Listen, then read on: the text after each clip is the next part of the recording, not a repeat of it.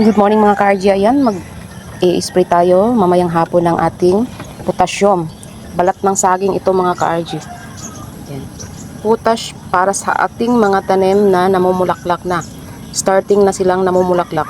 So, kailangan na natin silang i-sprayhan na itong ating ferment na ano. Ayan. Banana. Banana leaf po ito mga ka-RG. 4 days ito mga ka-RG. Ayan. So, atin pong siyang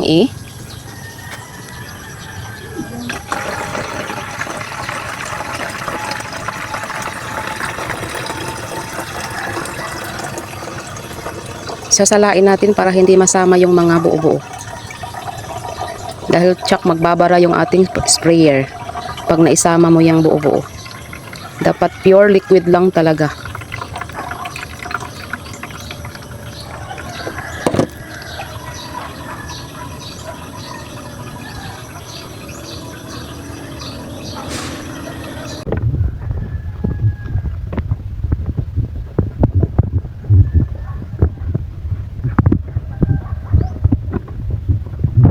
Nabili nga namin ito sa City Hardware po. Itong ginagamit ko po na sprayer ay Ryker po ito. 5 liters po ang capacity ng tubig dito. Ayan. Sobrang maganda po siyang gamitin. Ayan. Maliit lang siya at hindi ano sa ating mga balikat. Hindi mabigat dahil 5 liters lang po ito. So sa pag-spray po natin ito ay pwedeng hapon at yung oras po or time po ng ating pag-i-spray ay 5 to 6 PM po. Ayan. 5 to 6 PM ang ating pag-i-spray. Then sa morning, pwede ring morning in 5 AM to 7 AM. 7 AM po dapat. Ayan. Dahil yung stomata po niyan ay bukas na. At hindi po dapat lalampas ng 8 AM kasi sarado na po yan ang kanilang mga stomata.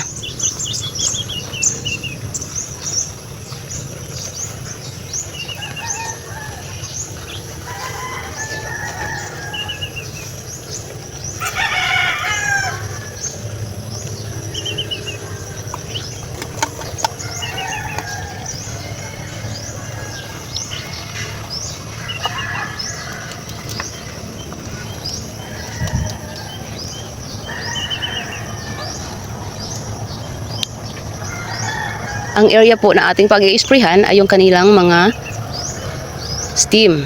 Ayan. Ito po ito. Ayan. Diyan po dapat. At ito po. Oh. Ayan. Yung bandang namumulaklak. Ito. Mayroon na palang bunga. Oh. May mga bunga na. Pero, naging yellow po siya. Pero hayaan lang po natin dahil kasusulpot pa lang naman ito. So hindi pa talaga yan surely na mabubuong bunga. Ayan.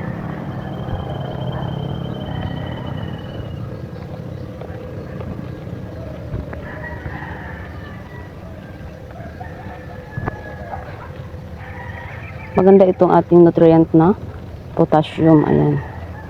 Pero mag-apply din tayo nito kung namumulaklak na sila or nagsisimula ng mamulaklak. Yun po yung ating time na mag-i-spray na tayo nitong ating potassium. Ayan. Ang kagandahan po dito sa ating ini-spray sa ating mga tanim ay organic po. Pure organic lang talaga. Walang synthetic. Dahil pure organic po ito. Balat ng saging. Ayan.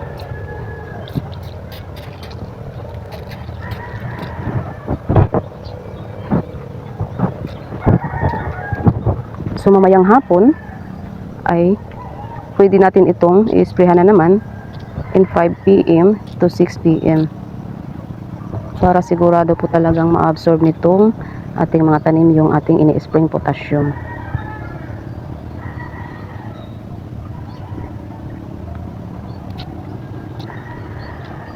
Maganda po itong ating gourd. Kailangan hindi tayo mawala nito. Yung asawa ko kasi ay may high blood pressure. Ayan, galing po siya sa stroke. Stroke survivor po siya. So kailangan balance po yung kinakain niya at kailangan mayroon akong mga alugbati or spinach at itong ating gourd. Ayan. Mayroon din akong saluyot. Yan po yung aming mga kinakain o ginugulay dito. Aming mga niluluto na mga ulam. Para balance po yung ang makakain ng aking asawa ay masustansya na at iwas pa sa high blood. Yung aming mga kinakain o niluluto dito. Alerto na po ako kasi galing na po siyang atake. So kailangan po ay maging alerto na po ako sa kanyang mga kinakain. Yun lamang po, sana'y nakatulong po sa inyo ang aking mga video tutorial or tips. Please like and subscribe my channel.